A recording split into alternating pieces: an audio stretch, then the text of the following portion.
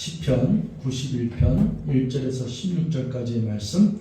오늘 말씀의 제목은 전능자의 그늘 아래 사는 자요. 그 사람이 누구예요? 저와 여러분들 믿습니다. 전능자의 그늘 아래 사는 자요. 너무 제목이 정말 와닿습니다. 우리 시편 91편은 제가 한 두세 번 정도 설교한 것 같은데 뭐 여러 번 묵상하고 또 설교를 하고 또 말씀을 준비하면서 참 은혜가 되는 말씀입니다.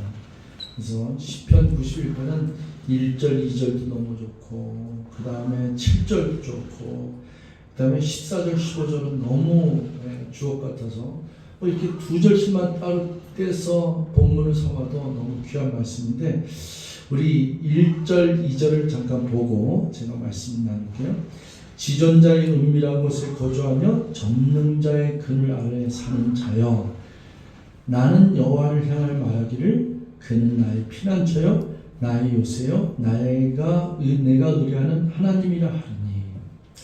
3절에 이는 그가 너를 새 사냥꾼의 올무에서와 신만 전염병에서 건지실 것입니다. 그랬습니다. 여러분 우리가 이 세상에 사는 동안에 그늘이 있다. 요즘같이 날씨가 더울 때는 참 이 그늘이라고 하는 그거는 진짜 은총이에요, 은총. 여러분 인도에 제가 계속 매년 가지만은 제일 날씨가 더울 때 한 45도에서 50도 사이로 왔다 갔다 하는데 제가 딱 한 번 경험했어요. 보통 1월달에 가는데 5월달에 한번 그 날씨를 한번 경험하기 위해서 제가 한 10년 정도 됐네요. 그때 갔을 때 정말 뜨거웠어요.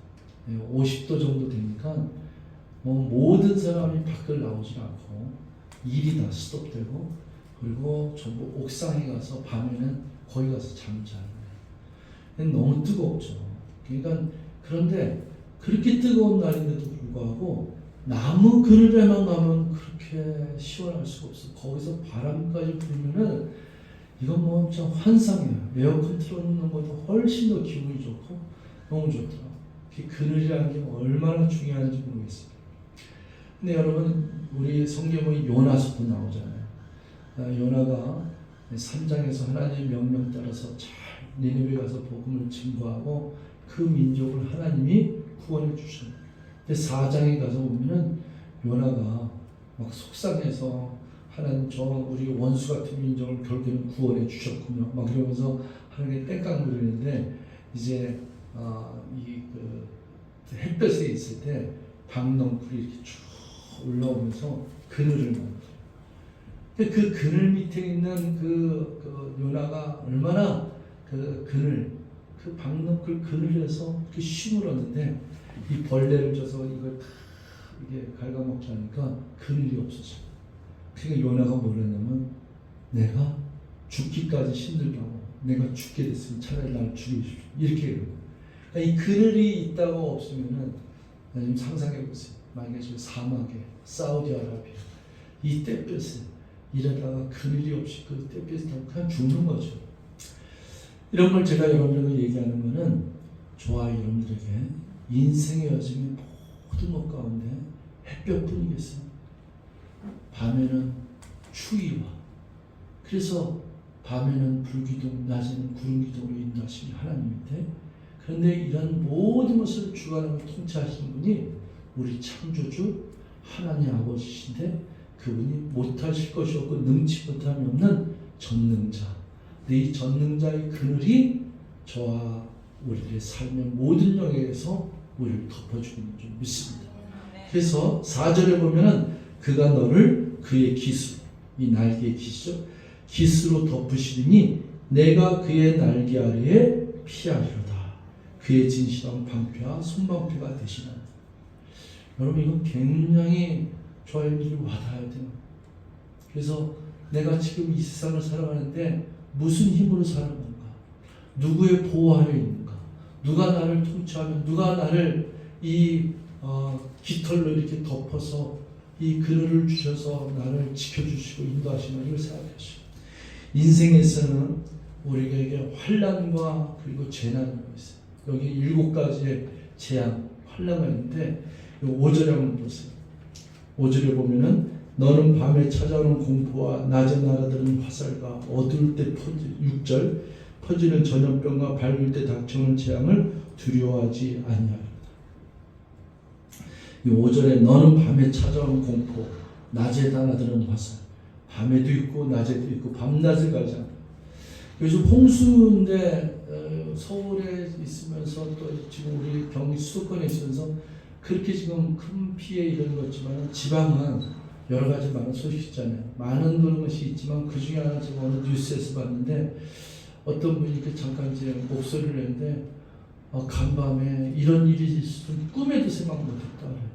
막 눈물을 흘면서 그런데 자기 자신은 다 잃어버려 살았지만은 자기 옆에 있는 그 이웃집 친구한테는 집채 강둑이 불어서 그냥 휙 떠내려간 거예요. 실종됐던 거예요.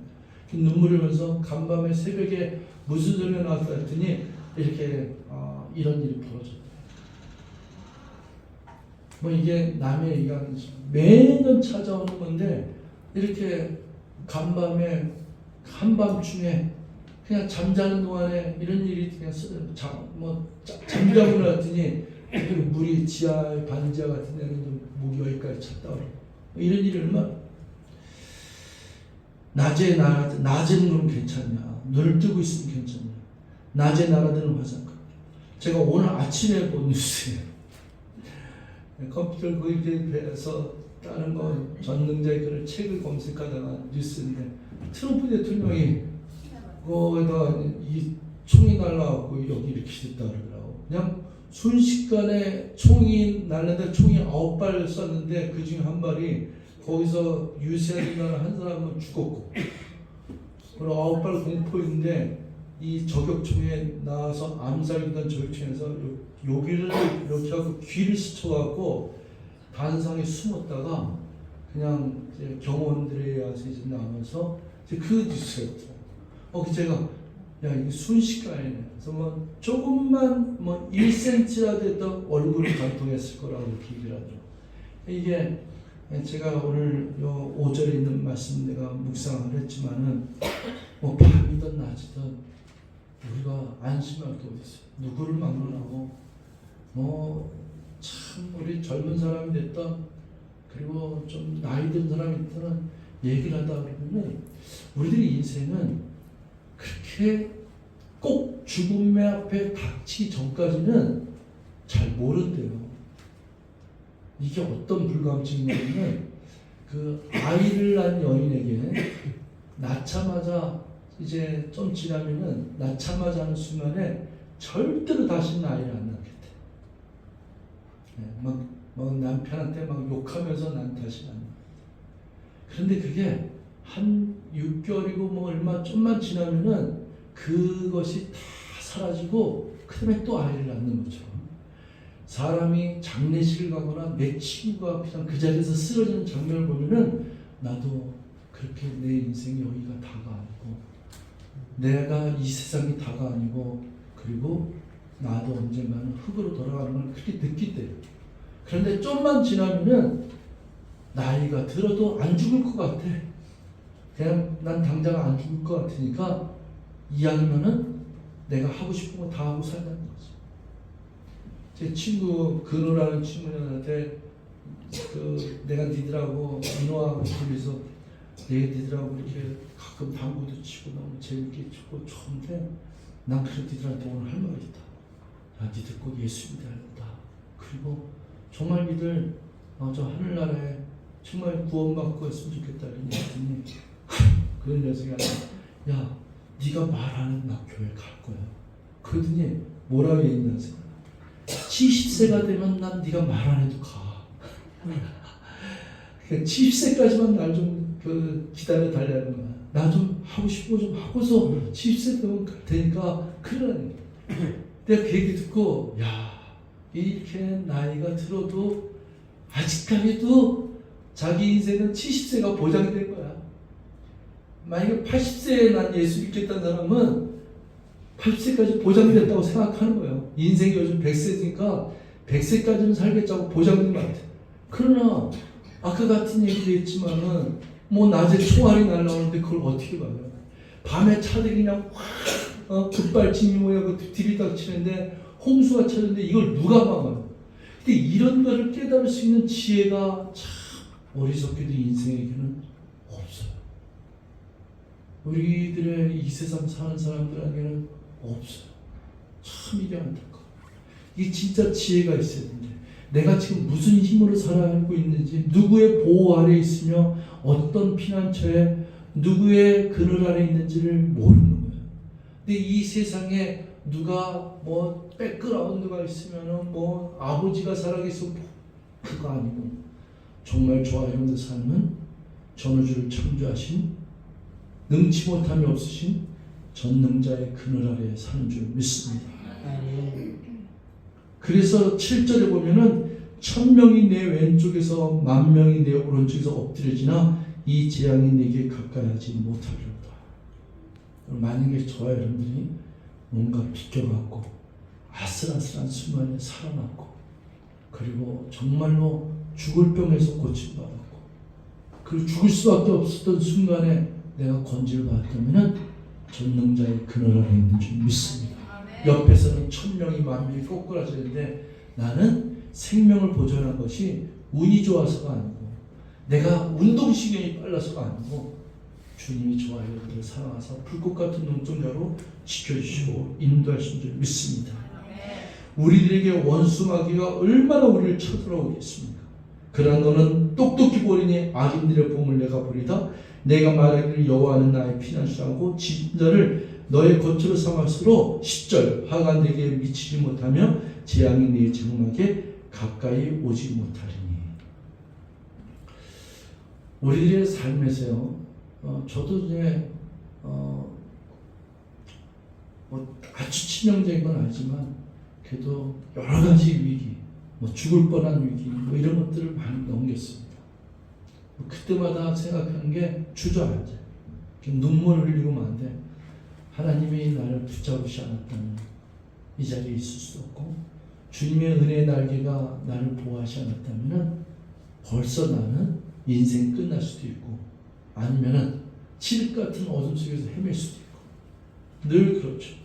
근데 하나님께서 우리들의 모든 삶 가운데 주님은 나의 피난처, 나의 요새가 되셔서 우리를 지켜주신 줄 믿습니다.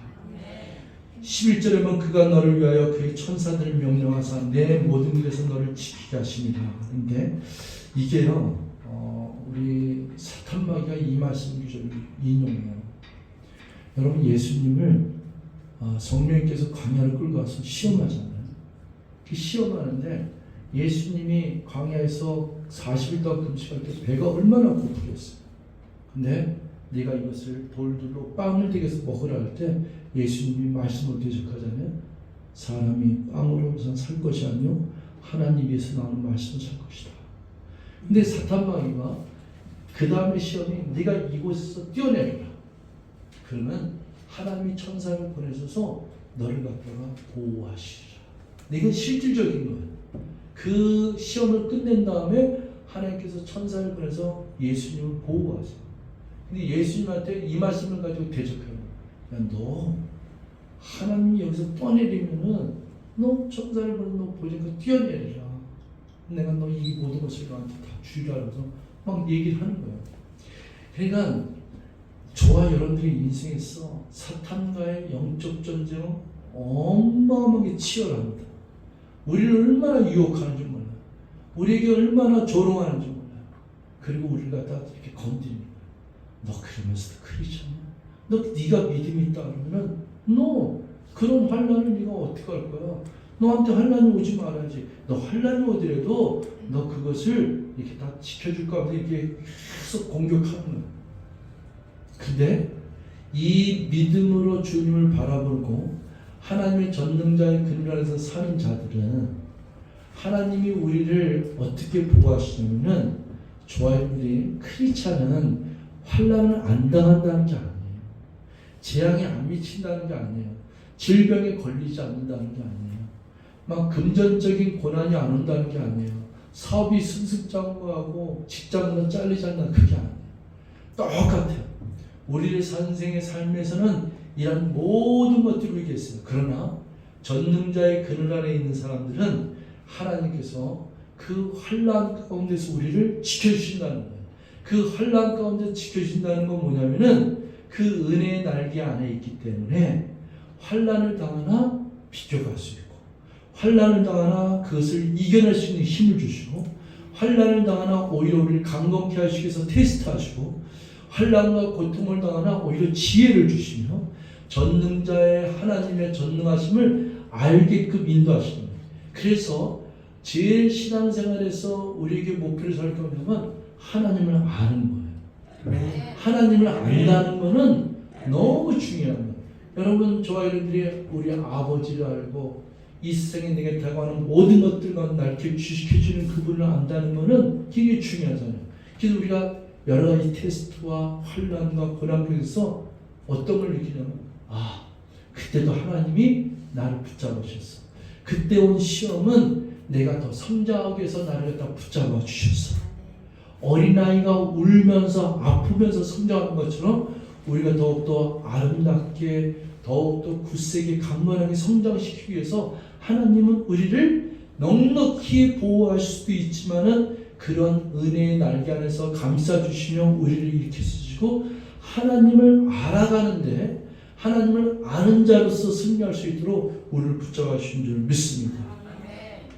그래서 하나님께서 우리를 갖다가 어느 정도로 강건하게 만드냐면 12절 13절에 그들의 손으로 너를 붙들어 발이 돌에 부딪히지 아니하게 하리로다. 13절 내가 사자와 독사를 밟으며 젊은 사자와 뱀을 발로 누르리로다. 이제 뱀이 오지만은 그 뱀을 내가 누를 수 있는 방법과 뱀을 갖다 어떻게 제압하는 방법과 이런 지혜를 우리에게 준다는 거죠. 우리가 훈련되고 성숙된 거죠. 전능자의 그늘 아래 사는 자들은, 하나님의 지존자의 은밀한 곳에 거하며 전능자의 그늘 아래 사는 자들은 내 인생의 피난처를 누구에게 두느냐? 하나님에게 두고, 내 인생의 앞으로 모든 것을 지켜줄 방패와 요새가 어디에 있느냐? 하나님에게 있다는 것을 고백하는 자인 줄 믿습니다. 그래서 그 은혜 때문에 하나님을 점점 알아감으로써 그 아는 것 때문에 힘이 나고 아는 것 때문에 지혜와 명철이 뛰어나게 될 줄 믿습니다. 이 14절 15절이 너무 귀한데요. 이 말씀을 한번 다 같이 읽겠습니다. 14절 15절이요. 시작. 하나님이 이르시되 그가 나를 사랑하는즉 내가 그를 본지리라. 그가 내 이름을 안즉 내가 그를 높이리라. 그가 내게 간구하니 내가 그에게 응답하리라. 그들이 환난 당할 때 내가 그와 함께하여 그를 건지고 영화롭게 하리라. 여러분, 이 시편 91편이 다른 시편과 좀 다른 건 뭐냐면, 다른 시편은 기도를 할 때 주여 나의 하나님이시여 나의 힘이 되신 하나님이여 내가 간구하나이다 나의 목소리를 들으시옵소서 이렇게 가는 거예요. 근데 기도는요 대화라고 했습니다. 하나님과 우리 인간 사이에 오고 가는 주고 가는 대화처럼 기도가 하는데, 시편 91편은 하나님이 우리를 향해서 대화로 말씀해 주시는 거예요. 나의 힘이 되신 여호와여 이러지 않고 지존자의 은밀한 곳에 거하며 전능자의 그늘 앞에 사는 자여 이렇게 얘기하잖아요. 그와 마찬가지로 14절에도 하나님이 이르시되 그가 나를 사랑하는 내가 너를 건지리라. 그가 내 이름을 안즉 그가 나를 알아간즉 내가 그를 높이리라. 그가 내게 간구하리니 어떻게 해요? 내가 그에게 응답하리라. 거꾸로는 내게 응답하여 주시옵소서. 내가 환난 날에 기도하고 간구하니 나에게 응답하소서 그러잖아요. 근데 여기서는 그가 나를 안즉 그가 내게 부르짖은즉 내가 그에게 응답하리라. 얼마나 감사합니까? 때로는 저와 여러분들이 지치고 힘들고 그리고 어쩔 줄 모르는 상황 속에서 하나님께서는 우리에게 그늘이 되셔서 찾아와 주시고 우리를 덮어주시며 붙잡아 주시며 우리의 간구하는 목소리를 듣고 응답하는 줄 믿습니다. 전능자의 그늘 하면 떠오르는 것이 있어요. 그게 이제 전능자의 그늘이라는 책인데, 우리 사진 잠깐만 올려줬으면 좋겠어요. 전능자의 그늘. 우리 교회에서는 영화로도 한 편 봤어요. 참끝이라는 영화가 있어요. 그래서 민우 형제가 영상을 준비하고 한번 보여준 적이 있었는데, 엔드 오브 더 스피어라고 참끝이라는 게 있어요. 요거 전피 사진 전에 거, 예, 저게 이제 전능자의 그늘이에요. 저게 베스트셀러인데, 저거는 뭐냐면 미국의 짐 엘리엇이라고 하는 선교사가 있어요. 그 사람은 1927년 미국 포틀랜드에서 순회 전도자인 아버지와 의사였던 어머니 사이에서 태어났고 1945년에 기독교 명문대학인 휘튼 대학에 진학하여서 선교사로 헌신합니다. 그때 나이 25 이런데 이 사람이 저기 지금 서 있는 곳이 어디냐면은 언덕 산 이렇게 좀 높은 곳에 가서 그가 바라보는 저 남미 쪽을 바라보는 그 민족을 품는 갈레아 갈 수 없는 땅을 품고 그리고서는 이렇게 전능자의 그늘 안에 있는 서 있는 사람처럼 이렇게 꿈을 가집니다.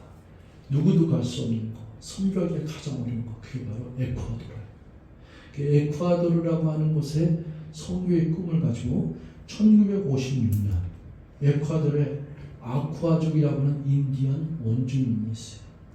거기에 가장 한 번도 전도를 복음을 받아들이지 않는 그곳에 이제 이 짐 엘리엇하고 4명의 선교 친구들이 가서 그곳에 꿈을 가지고 경비행기 타고서는 그곳에 도착을 해요.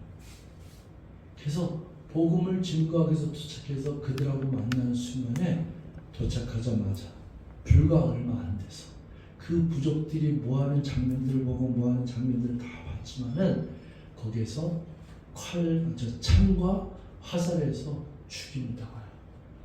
5명이 다 죽습니다. 근데 사실은 한 사람이 창에 맞고 화살에 맞을 때 다른 동료들 중에 권총이 있었어요. 그런데 쏘지 않고 무참히 5명이 다 죽습니다. 이 사건 때문에 미국에서 전역에서 센세이션이 일어났어요. 라이프라고는 자체는 뭐라고 이제 그 얘기를 했냐면은 이게 무슨 낭비냐, 저 젊은 청춘 때 그 헛된 죽음을 하면서 거기 왜 떠들었냐 이런 얘기를 했어요. 보통 전 세계 선교사들은 다 이런 비난의 소리와 이런 소리를 들으면서 복음이 증거됩니다. 그런데 이 사건이 있으면 놀라운 일이 일어나요. 이 옆에 있는 분이 이 짐 엘리엇은 그때 당시 나이 28살이에요. 28살에 이슬처럼 사라졌어요. 근데 이 아내가 엘리자베스 엘리엇인데 이 사람이 자기의 남편의 꿈과 동료들의 꿈을 안고서는 1년 뒤에 다시 가서 5년 동안 그 민족을 섬기는데 이 사람이 도착했을 때 그 부족들은 그때는 총을 갖고 있었음에도 불구하고 쏘지 않았어요. 여자이기 때문에 안 쏠 수도 있죠. 그들에게 문화생활하며 함께하면서 제공 이거 하는 걸 갖다 가르치면서 그들과 생활하면서 복음을 증거했는데 놀라운 일을 하죠. 그 자기 남편을 쏘았던 사람이 목사가 돼요. 그 친구들을 쏘았던 사람은 또 장로가 되고 지금 그 부족에 마을에 수백 개의 교회가 생겨났어요. 그래서 이 책이 2005년도에 이 책이 쓰여진 책인데 이 책이 지금 전 세계 수백만 명의 크리스찬들을 일깨운 책이 이 전능자의 큰면책. 저는 이 말씀을 묵상할 때마다 그 전능자의 큰. 근데 이 아까 그 사진 잠깐 보여주세요. 이 짐 엘리엇이 일기를 많이 썼고 편지를 많이 남겼어요. 근데 여기 뭐라고 써있냐면은 이 짐 엘리엇이 28살 때 이 그 죽음을 향해서 가기 전에 자기 일기 노트에 썼던 글이에요. 하나님, 장작배기와 또 이렇게 성남기 같은 나에게 불태워 주시옵소서. 나는 내 인생을 조금도 아까워하지 않습니다. 당신 위해서 내가 가는 길은 너무나도 행복합니다. 그래서 나는 아까워하지 않습니다. 이러면서 자기 소명을 이미 알고 있었어요. 그래서 28세 이렇게 하는데 이 사람들이 많이 이게 무슨 헛된 죽음이냐 낭비냐 그랬을 때 이 엘리자베스 엘리엇이 이 책에서 뭐라고 쓰냐면은 이렇게 해요. 낭비란 헛된 중요한 우리 남편 짐 엘리엇은 평생을 이 일을 위해서 준비해왔던 사람입니다. 그가 그곳에 가서 복음을 증거하다 죽임을 당한 것은 그에게는 가장 행복한 목표의 성취였습니다. 그렇게 고백하는 거야. 그 아내가. 그래서 그가 그렇게 꿈꿔왔던 것이 이루어지는 순간이었습니다. 이렇게 얘기를 하는 거예요. 그러면서 그가 쓴 일기장에 그가 쓴 글이 뭐라고 하냐면은 보세요. 영원한 것을 얻고자 영원하지 않는 것을, 영원할 수 없는 것을 버리는 자는 바보가 아니다. 절대 바보가 아니다. 너무 멋있잖아요. 영원한 것 때문에 영원하지 않는 것을 내가 버릴 수 있는 것은 그건 바보가 아니다. 거꾸로 얘기할게요. 영원하지 않는 것을 잡기 위해서 정말로 영원히 죽지도 않고 쇠하지도 않고 영원히 눈물과 그리고 고통이 없는 그 영원성을 잃어버리는 것이야말로 바보다. 이거 굉장히 우리에게 와닿는 진리예요. 누구나 다 잠깐 있다가 없어지는 것이고 그게 100년이든 200년이든 그게 뭐가 그렇게 크겠어요. 예, 이제 거의 끝나가니까 그것만 올리시면 되는데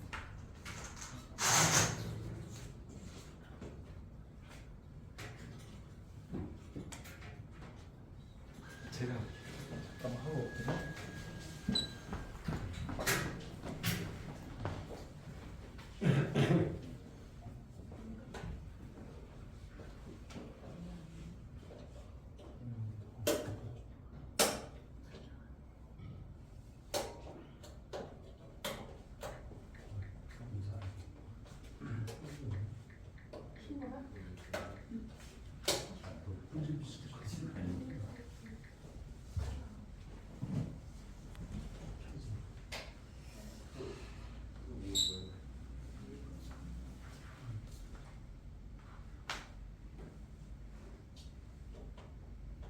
표준이 떨어지는 잠깐만요.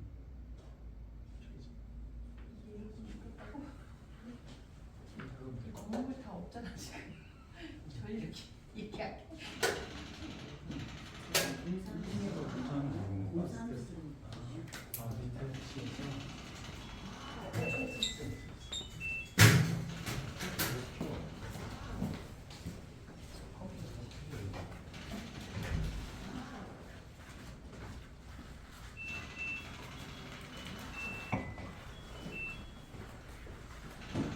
밑에 1층에 분식집이 들어오는데 오늘 아침에 또 와서 공사를 한다고 그와 영향인지 모르겠지만은 지금 이런 것처럼 어느 날 갑자기 이게 꺼질 수가 있습니다. 우리 인생이 어느 날 갑자기 꺼지면 안 되죠. 그러나 우리는 전능자의 그늘을 안기 때문에 죽음이 우리를 지배하지 못한다는 거예요.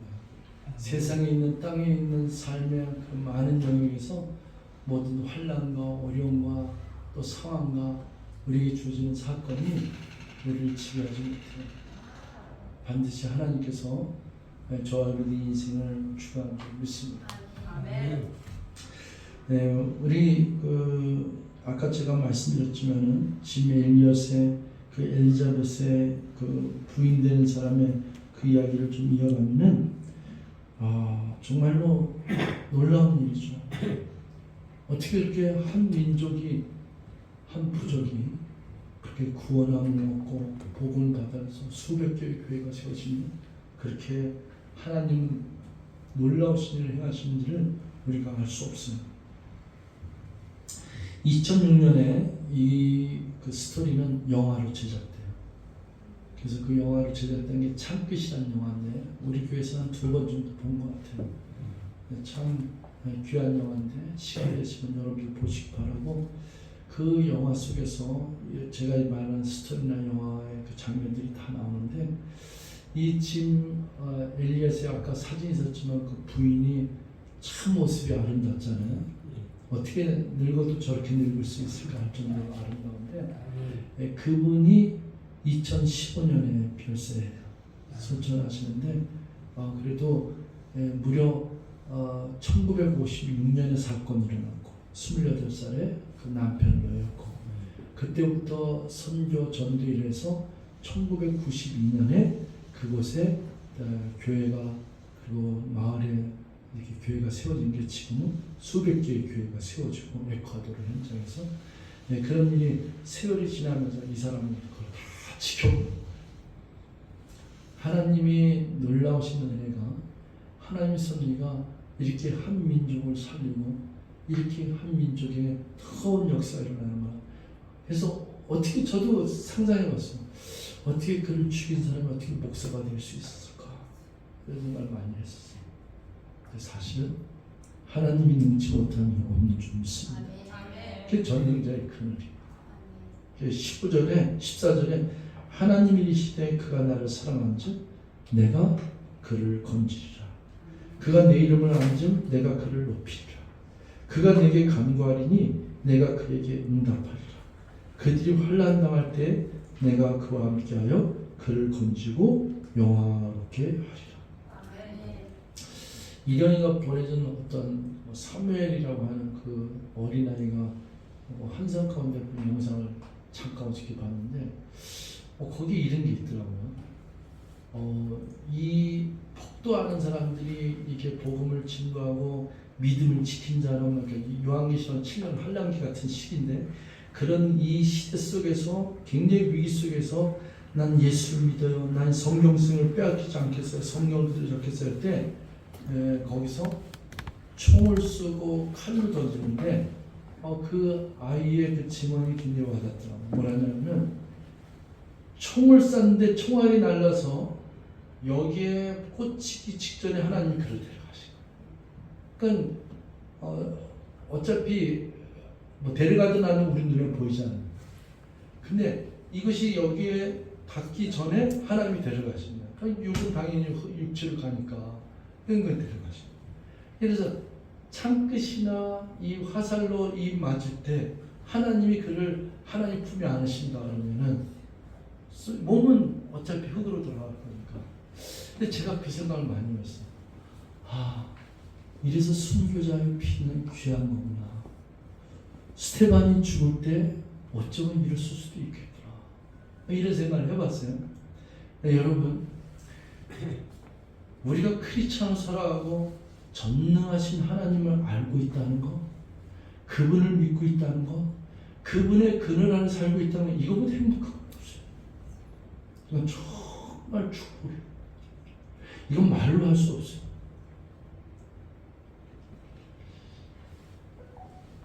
어떤 부산에 사는 장로님이 다 서도 그만두고 간증을 하는데 이런 간증하는 끝부분을 제가 들었어요.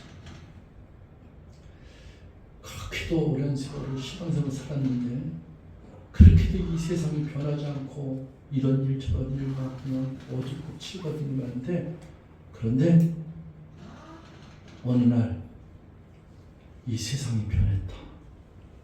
세상이 그렇게 아름답게 찬란하게 너무나도 축복 속에 변했다. 이거를 쓴 거예요. 근데 그 다음 글이 무엇이죠? 그 변한 세상은 바로 나였다. 바로 내가 변했다. 내가 변한 다음에 보니까 아침에 호흡할 수 있는 게 너무 감사하고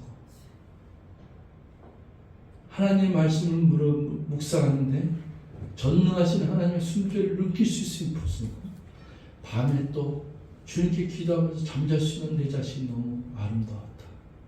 그래서 눈 뜨고 밖에 나왔더니 온통 세상이 아름다웠다.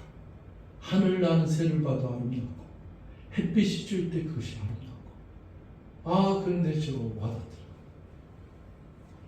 전능자의 그늘 아래 사는 자는 아까 이 짐 엘리엇이 또 엘리저스 엘리엇이 그랬던 것처럼 내 인생 가운데 하나님이 나의 전능자로서 나에게 깃을 주고 그늘을 갖다 해주시는데 나보다 행복한 자가 어디 있는가. 그래서 그 영원한 것을 위해서 기꺼이 언젠가는 사라져야 될 영원치 않는 것을 버리는 것은 결코 절대로 바보가 아니다. 이걸 고백하고 사는 거잖아요. 오늘날 우리에게도 반드시 그 순간이 와요. 그 순간이 오는데 이 마음속에 얼마나 담대하겠어요. 얼마나 이 마음속에 뿌듯하겠어요. 하나님, 나는 이 고백을 하면서 서왔습니다. 내가 주님 품에 안길 걸 생각하면 이건 나한테 축복이고 감격입니다. 내게 주어진 삶은 아름답고 이 생명력 있게 살아갈 수 있음이 가장 축복된 자요. 가장 나는 힘이 있는 자요. 나는 피난처가 있는 자요. 나는 주님의 날개 아래 거하는 자라고 고백할 수 있는 것을 믿습니다. 사랑하는 성도 여러분, 여러분의 삶에 우리 전능하신 하나님이 계시다는 것. 그분이 그의 날개를 펴서 우리를 감싸주고 그늘을 만들어서 우리를 보호하십니다. 그래서 옆에서는 1000명과 10,000명이 쓰러질지라도 그때 하나님 우리를 지켜주시려면 얼마든지 지켜줄 수 있죠. 1000명이 아니라 10만 명이 우리를 에워싸도 우리를 지켜줄 수 있죠. 그러나 지켜주지 못하고 우리를 갖다가 품에 안으신다 하더라도 그건 끝이 아니고 죽음이 아니고 재앙이 아니라 오히려 주님 품에 안기는 영원 속으로 뛰어드는 놀라운 은혜인 줄 믿습니다. 그래서 사나 죽으나 우리는 주님의 것이요 사나 죽으나 우리는 하나님의 영광을 위해서 사는 것이요 이 땅에 사는 동안 이 축복된 아름다운 나그네 같은 인생 속에서 전능자의 그늘 아래서 지존자의 은밀한 곳에서 여러분의 삶이 주님이 주시는 안전한 포구 평강 가운데 더욱더 축복 속으로 펼쳐지기를 주여 축원드리겠습니다. 기도하겠습니다. 사랑의 하나님 고맙습니다. 주님의 은혜가 큽니다. 하나님의 사랑이 놀랍습니다. 어떻게 내가 예수를 만날 수 있었을까? 하나님을 나의 하나님이라고 고백할 수 있을까? 예수를 믿는다고 고백해서 구원받은 백성이 될 수 있었을까? 이 복음을 어떻게 깨달아 알할 수 있을까? 어떻게 하나님을 알아갈 수 있을까? 생각만 해도 감격이요 은혜입니다. 주님이 전폭적으로 하셨고 오늘도 주님께서 정말로 지존자의 은밀한 곳에 전능자의 그늘 아래 사는 자여 이렇게 부르시니 여호와는 나의 피난처시오 나의 요새시오 방패시오 나의 힘이 되신 줄 믿습니다. 늘 주님의 은혜 안에 오늘도 고백하며 오늘도 가장 행복한 자로 살아갈 수 있도록 은총을 베풀어 주시옵소서. 예수님의 이름으로 기도했습니다. 아멘.